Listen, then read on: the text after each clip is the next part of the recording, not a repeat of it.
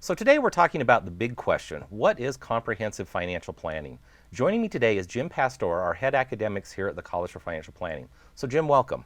Thank you. So comprehensive financial planning, the term is actually very overwhelming to most people, I believe. What are your thoughts on that? I think you're correct, Dirk. It is very overwhelming, and financial planning sometimes can be very overwhelming. Absolutely. I think it's important to understand the difference, though, between what we call targeted financial planning and comprehensive financial planning. With targeted financial planning, which is what a lot of people go through, they're looking at just one part of their financial life. They might be looking at their auto insurance, they go to an insurance agent, they might have some stock investments, they go to a stockbroker, and that's fine, but that's just targeted.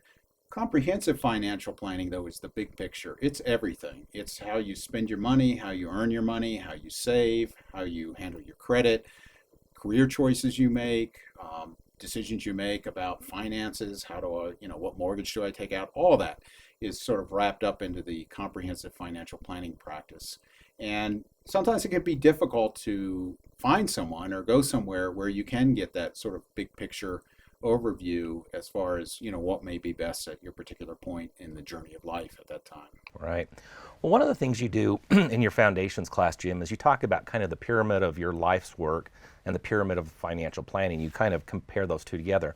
And I think that's really interesting. And for our audience to kind of understand that in your career, you don't start out where you want to be. You start building towards that off of a base. The same thing can be said about comprehensive financial planning. You have to cover the basics first and start building towards that life goal. Right. You have to have ideas as far as, people say you have to establish goals, set parameters as far as where you want to go. And that's true. And you need to think about these things. And that's the first step. But then you have to actually implement them. And I think what people need to realize with financial planning is really what you're doing is trying to live the best life possible, defined on your terms, and to figure out ways that you can live that life. And that includes career choices and what you do for a living, what you do to earn your money. And I think people who do a good job of comprehensive financial planning figure out how all this is integrated together and make smart choices as far as, what should I do next? I have said to clients in the past, if somebody's in a position, let's say you're in a job you're not that crazy about, or you're doing something you're not as thrilled with right now, that's fine for the short run to put bread on the table. But really, you should be making choices as far as, okay, what do I need to do to get to the next step, to get to what I call my life's work, what I really want to do and feel fulfilled with. And I think that's something that comprehensive financial planning can help with. Now, having said that, there are steps. If you think of Maslow and his hierarchy of needs, there are basic things you do first, and then you can build upon that. So, for example, you start with insurance and risk management. That's where a lot of people start. If you have a car, you got to insure it. If you buy a home, that's that sort of thing. If you get married or have children, life insurance comes into play. Emergency fund, that's a place where people need to start. Make sure you have some reserves for the rainy day because they will come and they will come often.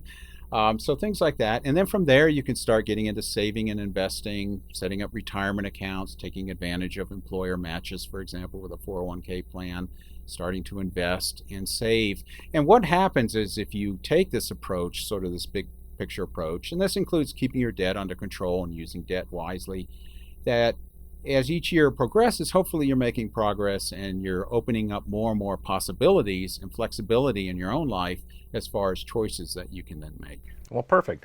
That's a great lead into what this Financially Fit series is going to be all about.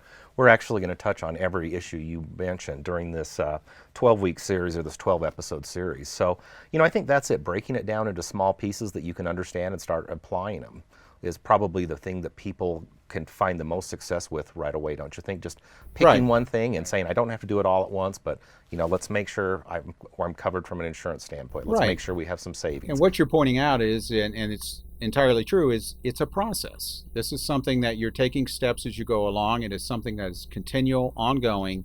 It's not like you set one goal and then suddenly you get there and eureka, you've arrived and everything's done.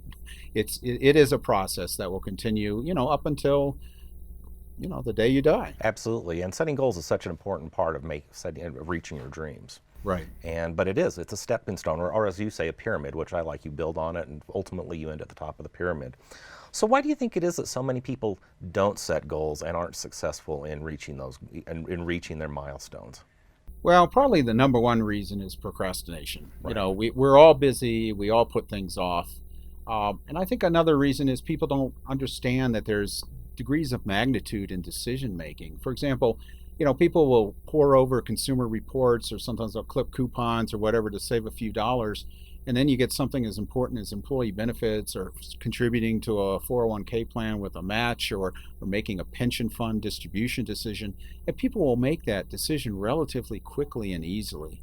And I think part of good financial planning, comprehensive financial planning, is realizing what is important and what is really important, and taking the time to become educated on whatever the concept may be, and then making a choice based upon educated, rational decision making process, rather than just with a gut feel, or because your office mate happens to be doing some sort of approach to a problem. Right.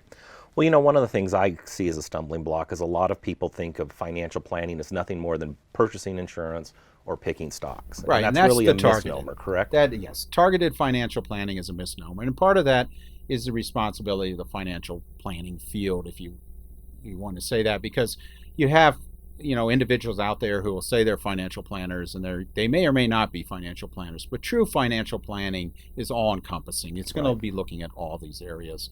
So I think it's important that people realize what is targeted and what is Right. comprehensive financial planning. So is comprehensive financial planning only for the rich?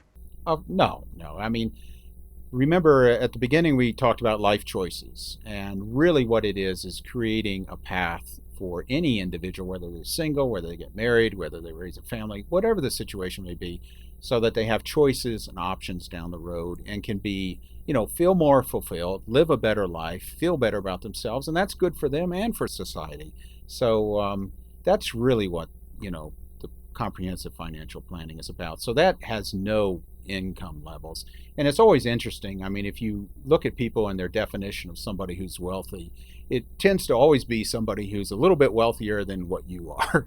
So you could talk to somebody who's making $40,000 a year, and they'll think somebody who's making $70,000 is wealthy. You talk to somebody who's making $250,000 a year and think somebody who's making $5 million a year is wealthy. So it's all relative. The important thing is it's comprehensive for you, for the individual. Right. Perfect. Another one I hear is a lot of concern over fees and over charges.